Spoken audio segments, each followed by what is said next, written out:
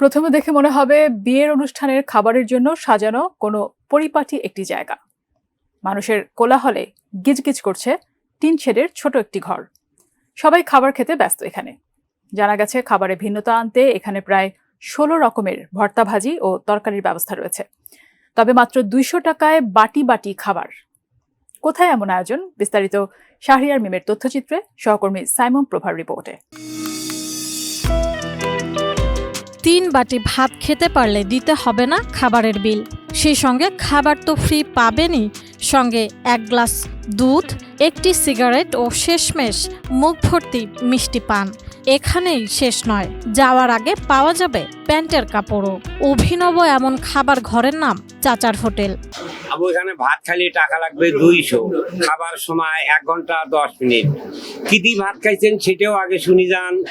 আজকের খাবার আছে মাংস খাইছেন, মাছ খাইছেন, ডিম খাইছেন, শাক খাইছেন, মিষ্টি কুলের তরকারি খাইছেন, নাবড়া তরকারি খাইছেন, হ্যাঁ, আলুর ভর্তা, বাদাম ভর্তা, শুটকির ভর্তা, তিসির ভর্তা, কালিজিরের ভর্তা, মুগের ডাল, চাউলের গুঁড়ার ডাল, আচার, টমেটোর সস, এইভাবে 16-17টা খাবার আছে। যে ব্যক্তি 3 বাটি ভাত খাইছে ওনাকে আর এখানে টাকাও দিতে হবে না, ওনার জন্য আবারও খাবার ফ্রি। 1 গ্লাস দুধ, একটা দই, একটা টাইগার, একটা ব্যঞ্জন সেকেন্ড, এইটাও ফ্রি। উনি খায় যখন ঘর থেকে বাইরে হয়ে যাবে ওনাকে আবারও আমি টাকা ফেরত দেবো 850 টাকা একটা প্যান্ট বানার জন্য।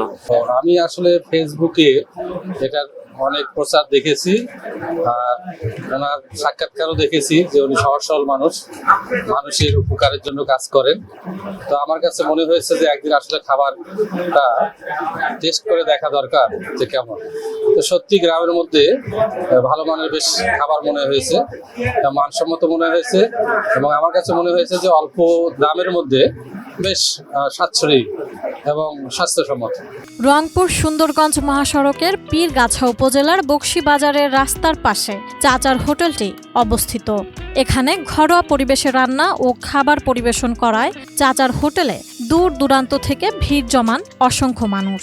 যে এখানে হচ্ছে আপনার বিভিন্ন আইটেমের ভর্তা আছে আর কি, শুটকি ভর্তা, বাদাম ভর্তা, আলু ভর্তা, তারপর শাক আছে, ডিম আছে, মাছ ভাজি, দুই পদের হচ্ছে ডাল আছে, একটা হচ্ছে পাতলা, একটা হচ্ছে আপনার ভারী ডাল, মাংস আছে 3 পিস, সঙ্গে লেবু দেওয়া আছে, মানে শশা। মোটামুটি খাবারের মান অনেক ভালো। আমরা হচ্ছে গাইবান্ধা থেকে আসছি এখানে খাওয়ার জন্য আর কি, সবাই দিকে দেখতে পাচ্ছেন, আমরা সবাই একসঙ্গে আসছি খাওয়ার জন্য। হ্যাঁ, অনেক ভালো খাবার, অনেক ভালো। অনেকে সামাজিক যোগাযোগ মাধ্যমে চাচার হোটেলের খবর পেয়ে দূর দূরান্ত থেকে খেতে আসেন এখানে। হোটেলে আসা ভোজন রসিকরা খাবার খেতে এসে সন্তুষ্ট। নারীদের জন্য সেখানে রয়েছে আলাদা ব্যবস্থা। খাবার মানগুলো এত সুন্দর, পরিষ্কার পরিচ্ছন্নতাও ভালো। এই জন্য চাচার আমরা উন্নতি আশা করি যে আমরা আবার আসবো, ফ্যামিলি নিয়ে সবাই আসবেন। ভালো লাগলো, আপনারা তো দেখতেছেন পরিবেশটা, খাবার মানটা অনেক ভালো। চাচার হোটেলের মালিক মকবুল হোসেন জানান, নিজে মাথা গোজার ঠাঁই পেতে এক চিকিৎসকের আর্থিক সহযোগিতায় একটি ঘর তুলে থাকেন এখানে। নিজে এমন অবস্থায় থেকেও তিনি ভুলে যাননি গরিব অসহায় দুস্থদের।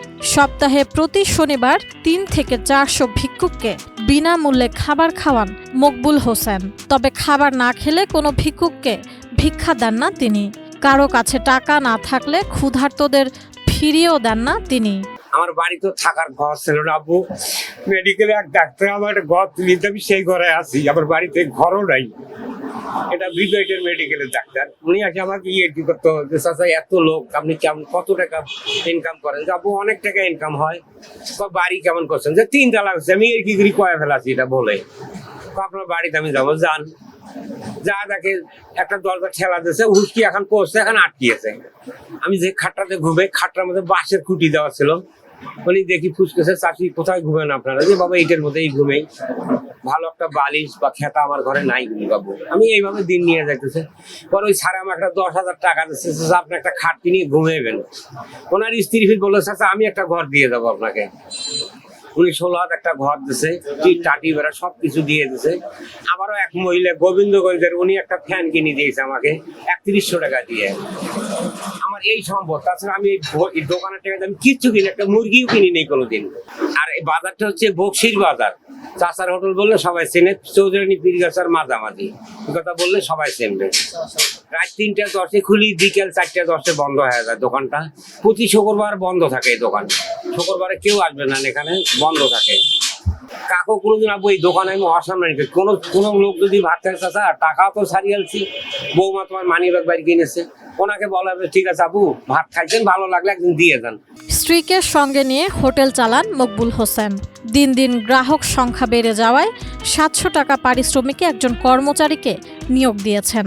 50 কেজি চালের ভাত বিক্রি করে চাচার হোটেল থেকে প্রতিদিনই আয় হয় 80 থেকে 90 হাজার টাকা।